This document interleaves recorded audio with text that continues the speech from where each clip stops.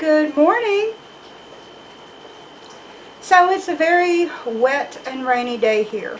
So I'm doing inside work today. So what I'm doing today is canning bacon.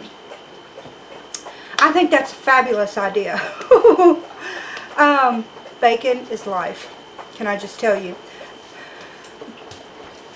My friend Moustoes did a video on canning bacon, and I just think that's fabulous. Fabulous idea. To be able to have preserved bacon that needs no refrigeration on hand for whatever situation comes up, I think that is a fabulous idea. So I'm going to show you what I'm working with and how I'm going about getting this bacon ready to can. So this is what I'm working with. I have this Wright thick cut bacon. It's hickory bacon. So this is what I found on sale. So I bought a pretty good bit of it.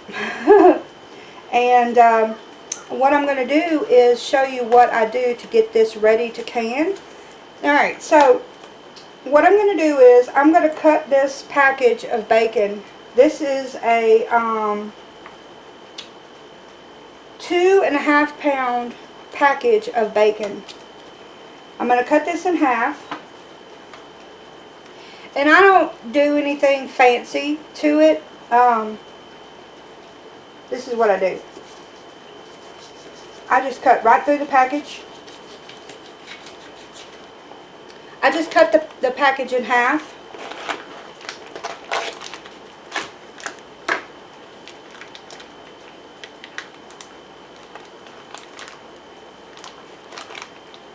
And I just pull out half the package. So what I have here is my cooking layout where I cook the bacon.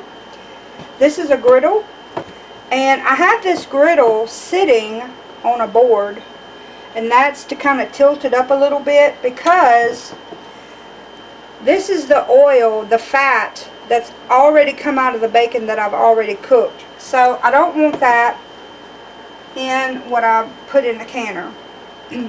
Alright, so this is half of that package. So I'm just going to take this bacon and put it out on this griddle. I think that's good. So I'm going to turn this griddle on probably about 250. So if you notice, I have this bacon left. So what I'm going to do is I'm going to take this large skillet and put the rest of the bacon in here to kind of saute it a little bit. And when this gets done, I'll transfer this over there to crisp it up. So this is the used paper towels, and I put them in here as I use them. So what I do is cook this bacon till it's almost done. And then I lay it out on these paper towels, and let me show you what I've already got cooked. I just lay out the bacon. Once I get it cooked, put a layer of paper towel on top, and it's hot, so I use this casserole dish to mash down so I don't burn my hands.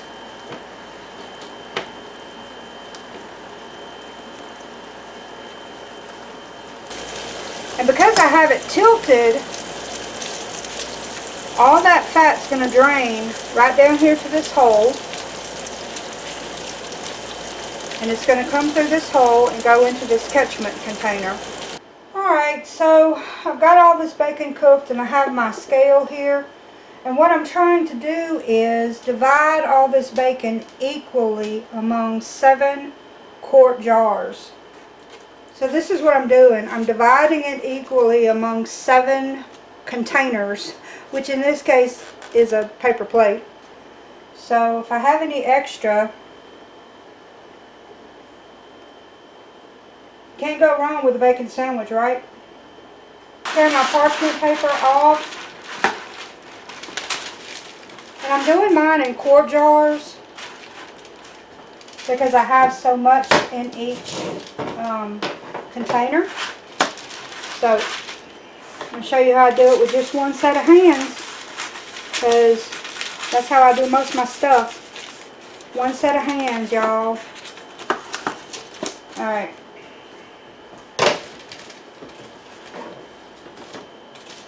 So, I'm going to take this bacon and I'm going to go right up to the edge of the paper. But you can't make it too long, because then you won't have your inch of headspace. So, and I'm putting it right next to each other, and I'm kind of doubling up on my slices, my sections, because my people like bacon. My people likes the bacon. So I'm going to put this in here like this. Go layer it out. Try to get it as even as possible.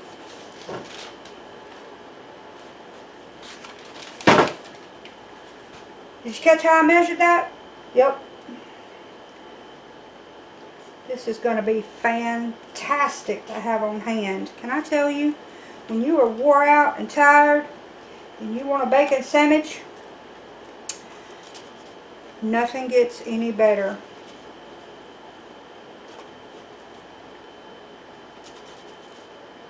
Alright.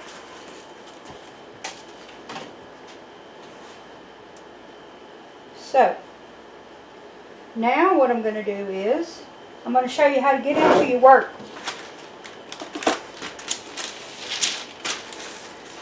Alright. Move these over a little bit because I need a little room.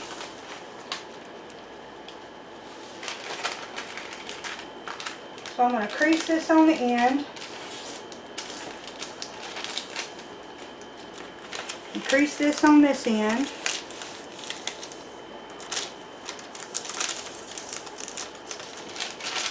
And then fold it up.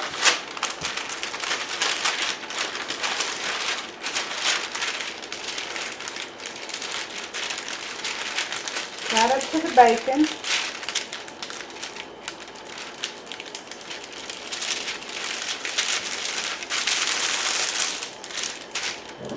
In my jar, make sure that I have my inch.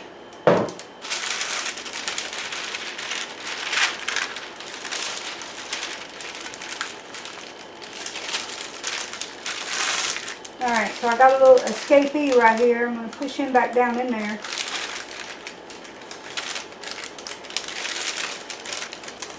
Get back in there. Get back in there.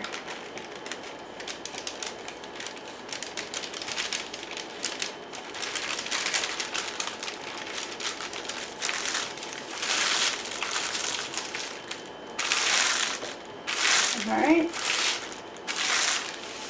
And I'm going to come over here, and I'm going to start at the end, and I'm just going to roll it up.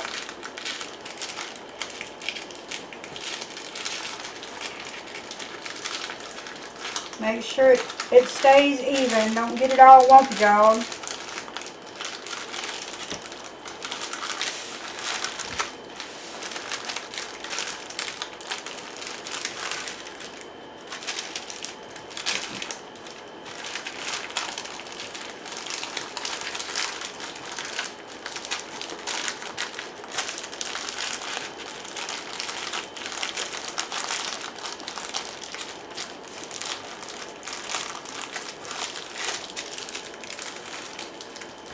So I got my jar.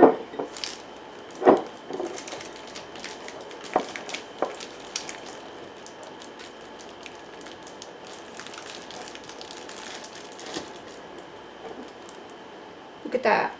Perfect headspace. Got all these jars. Now, let me say that I sterilized all these jars before I started. I'm going to start putting the lids on these jars. Now, this is a container of vinegar, and I have a container of water here, but the tops of these jars need to be cleaned really well. So,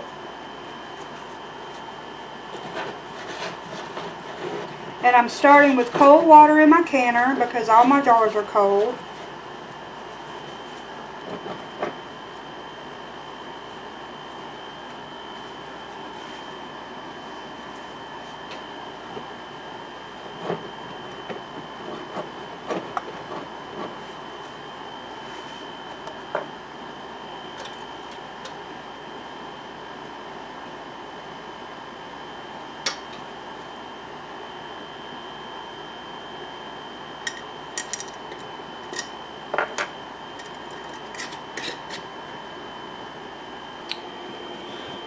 So this is what I did to keep my jars from floating up. This is an ovenware, oven safe lid. So I put this down on top of these jars to keep them from coming up because there's no weight. They float up. So I put that in there to weight down the jars, keep them in an upright position. And so you got to figure out a way to you gotta figure out a way to keep the jars from floating up. Alright, so we got steam going and I've set my timer. I'm going to let this steam for 10 minutes before I put my weight on there. And then we'll let it process for 90 minutes. That's where we're at. Alright.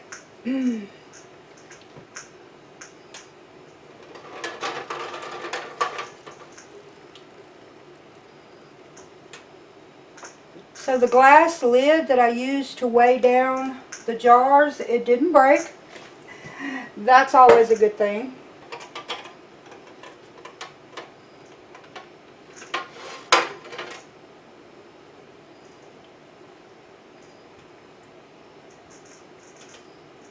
That's what they look like. Sealed in the quart jars, and I didn't have any siphoning in the canner. I'll bring you over and show you that. There's the water in the canner. So you don't see any siphoning. Siphoning is when you have debris that comes from your jars in the water, which is normal to a certain degree, but I didn't have any in this batch. Pretty cool. So I ended up with 7 quarts.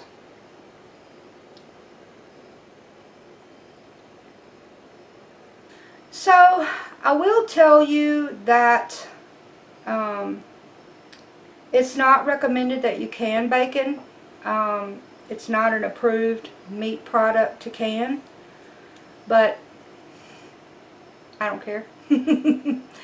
So I'm not going to tell you to can bacon because you saw me can bacon. This is my disclaimer. I'm going to tell you to do your own research and make your own decision, but I think it's a good idea. I like it. So I appreciate you following along, and I hope you found it interesting, and I hope you give it a try. So that's it for me, and until next time, I'll see you later.